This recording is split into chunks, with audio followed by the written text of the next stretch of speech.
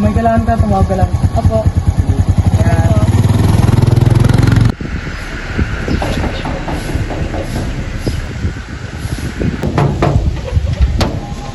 Sino po sila?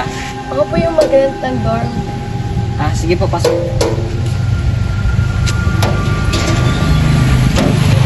Upo muna kayo tayo. Tawagin ko muna si sir. Okay po.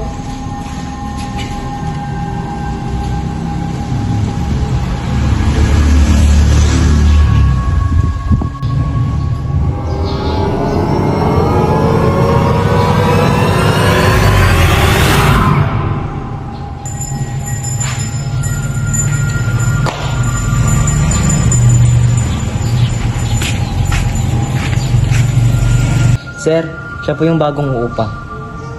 Ah, ikaw ba si Iza? Opo, ako po yung bagong upa. O ito ang susi. Dito mo siya sa kwarto niya, may lalakarin pa ako. Sige po. Tara, sungkit ha.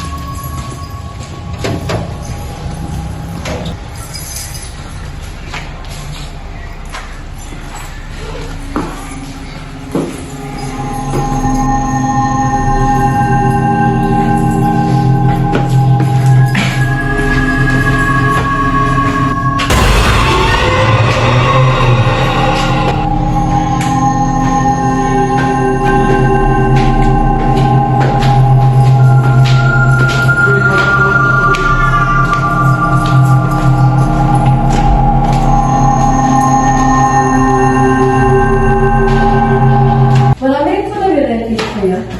Sakto lang.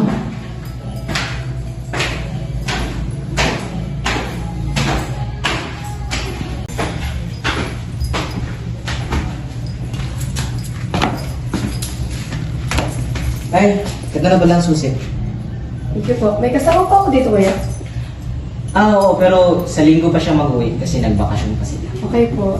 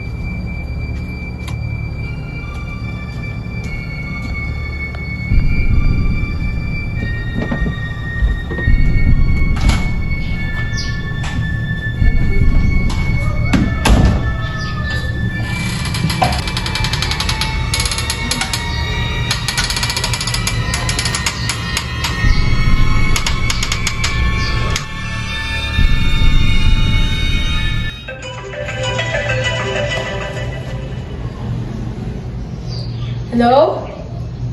Hello, Po? nasan ka na? Paliligo pa lang po. Okay.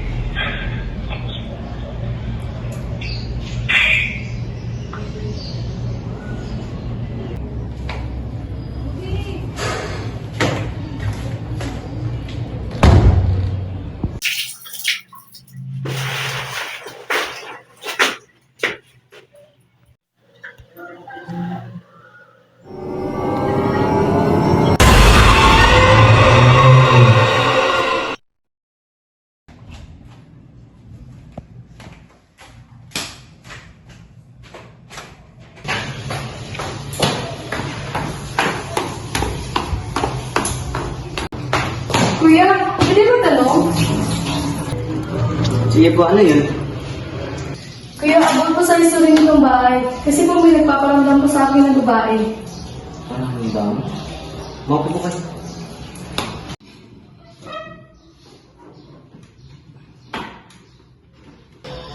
Ano ba yung narinig ko? May nagpaparamdam sa'yo. Oo po, may nagpaparamdam po sa akin ng babae. Anong itsura? Naka-white po siya na dress, tapos magulo po ang kanyang buhok. Kulot ba siya? Hindi ko po gaano mapansin, pero parang kulot po. Ang nagpaparamdam sa'yo ay si Chin. Sino po si Chin?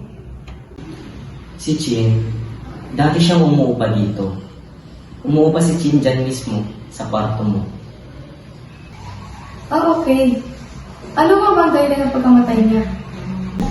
Pero kasi yan, noong taong 2007, dyan sa rooftop, may nagiinuman. Yung mga boarders dito at saka si boss. Ang mga boarders dito kay puro lalaki. Si Chin lang ang babae. Nung araw na yan, umakyat si Chin para magsampay ng kanyang labahan.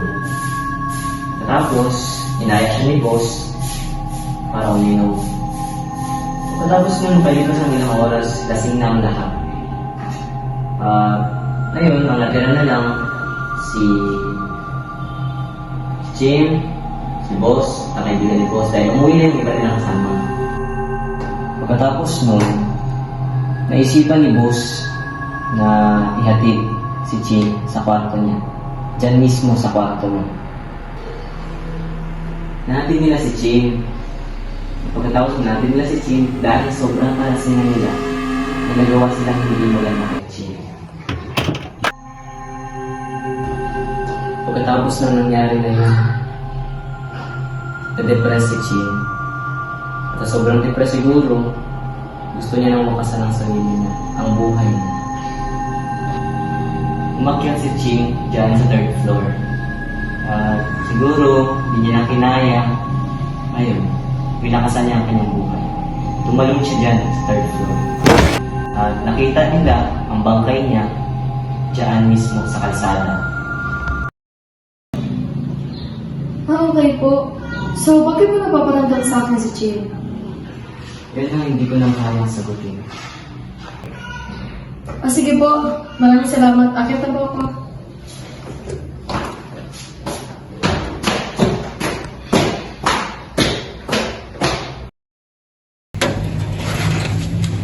Ako ganun ka rin dito? Oo.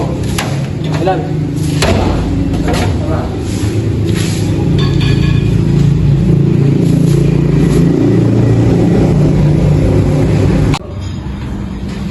Uy, mag-power na sila mo.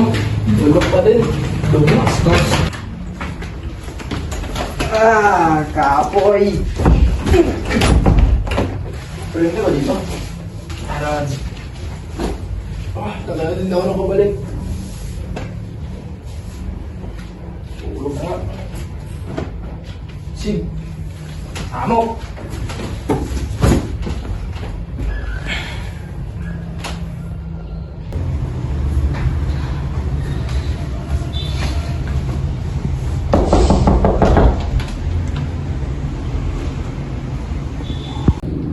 Ano po yun, kuya? Mag-ingat ka, nandiyan na sila. Sino pong sila? Si boss at ang kaibigan niya. Okay na po ba? Sige po, salamat.